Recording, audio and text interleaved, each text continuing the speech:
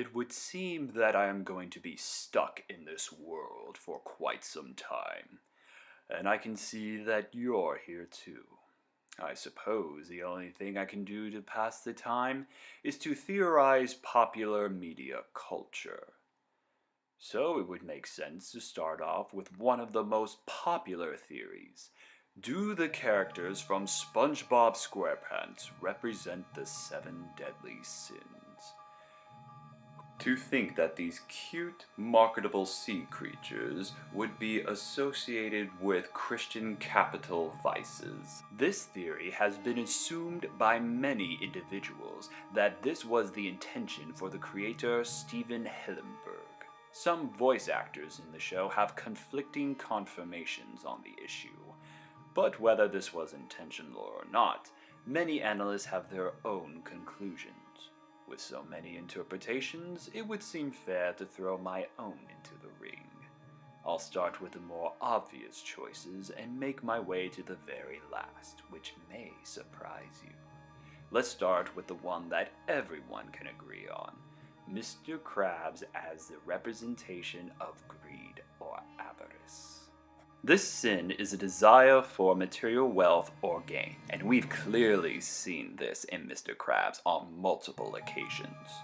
He would go to almost any length for the sake of profit, including opening his restaurant 24 hours. He would lie, cheat, intimidate, threaten, defile a grave, kidnap an entire ecosystem of jellyfish, stealing an oyster's precious pearl. We've heard the expression penny pincher, which fits perfectly for this pinching crustacean. In the episode Krabbyland, he made a dangerous cheap playground for the kids to just get their pocket money. In the episode Born Again Krabs, even at his deathbed and was given a chance to redeem himself to the ghost of the Flying Dutchman, he thought it was all a dream. This is where we see him at his most generous. But when Krabs had the realization that this wasn't a dream, the shock was so great he almost tore a man's arm off for a penny, thereby completely reversing his chance of redemption. Even when SpongeBob defended him, Mr. Krabs traded his soul for literal pocket money. He values money so much, he would fight a carnivorous clam for his millionth dollar, as seen in the episode Clams. He's a hoarder of money because he never spends his money on frivolous, expensive materials. Of course, he saves money for his restaurant repairs and the ingredients for the Krabby Patty. He is a capitalist crab running his own business. But this love of money could all come from his childhood when he and his mother came from poverty. However, his love of money would come into conflict with his love of the people close to him, such as his daughter, friends, and employees. When Mr. Krabs fell in love with Mrs. Puff, he felt so conflicted with his love of money and providing for Mrs. Puff that he would go to such extremes as to develop a bipolar disorder, as seen in the episode Krusty Love. But it does show that Mr. Krabs does have room in his heart for love of the people close to him, even if it's a small space. Like in the episode Born Again Krabs, he did regret trading SpongeBob for the Dutchman's money, and other instances. He can be charitable with his life experiences and his business sense. Next is Squidward, who's literally green with envy. Envy is a sin of wanting what others have, be it status, abilities, or possessions. So basically every time you turn on social media. Squidward is not only envious of his rival Squilliam, who's become much more successful in every way that Squidward wishes, but Squidward is also envious of a better lifestyle that he believes he deserves. He always acts that his music and art skills are much better than how people perceive them, even though his music skills are mediocre and his art is literally garbage. My point is where in the episode Squidville, when he finally moved in a community that is so similar to his lifestyle, down to his favorite food, canned bread, and the characters are basically copy and paste, Squidward couldn't stand living there because he realized he was unique back in his neighborhood with SpongeBob and Patrick. So when he played with the leaf blower, he was being different from the community because the thing he is most envious of is being envious among his peers. My belief is that Squidward is also envious of SpongeBob. although he despises SpongeBob with every fiber of his being.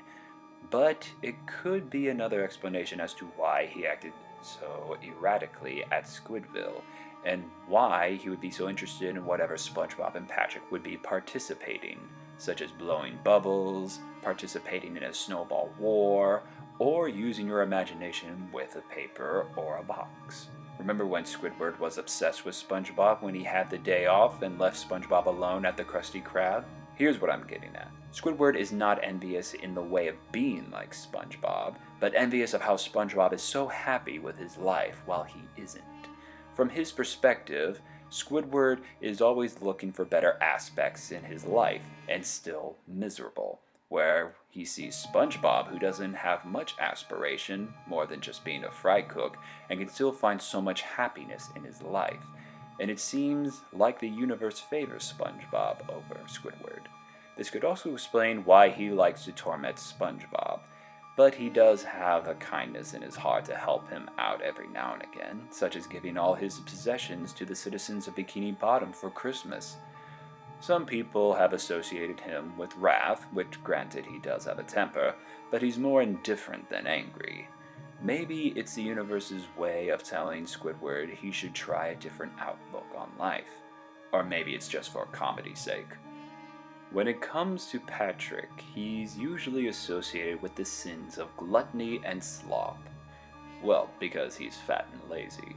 But for him, I'm more associated with him to gluttony, and not just because he's a bottomless pit of bubbly fat. Seriously, we have seen him consume a lot on the show.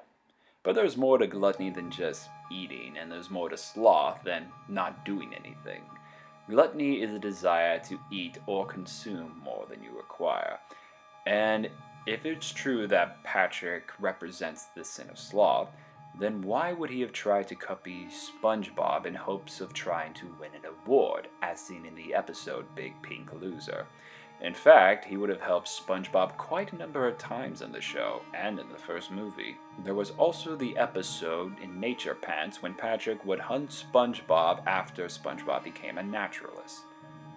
And there's also the time when SpongeBob and Patrick competed each other in the Fry Cook Games episode, just so Patrick can spite SpongeBob of how easy his profession was. Gluttony could also mean overindulgence, which would fit Patrick in the sense as he doesn't know when to stop. Patrick is also a glutton for punishment, which would be apparent throughout the series, much as when he is making fun of Texas in front of Sandy in the episode Texas, and playing hooky when Mr. Krabs told him not to in the episode Hooky. So perhaps Patrick can learn some temperance. Now for sloth, I have Gary the Snail for sloth, and not just because he's a snail. It's because he rarely does anything in the series. It's assumed that Gary is SpongeBob's pet, but it's proven he can be very intelligent and even pays the bills. So Gary is more of a tenant and not really dependent of SpongeBob. It's just more society expects him to be a pet. The reason why I associate Gary with sloth is because he rarely does anything unless SpongeBob is directly involved, such as a race or a pet show or even taking a bath. So we never quite see Gary has his own adventures unless SpongeBob was directly involved. But without Gary paying the bills, SpongeBob as a fry cook would be destitute.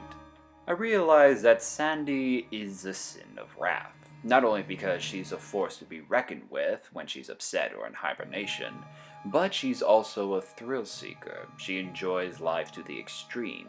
When SpongeBob went missing, she convinced everyone in Bikini Bottom to search for him in dangerous places that nearly kills everyone, as seen in the episode Pre-Hibernation Week. Even when she's half asleep, she can't distinguish between friend and foe, and so they receive the full extent of her wrath, as seen in the episode Survival of the Idiots.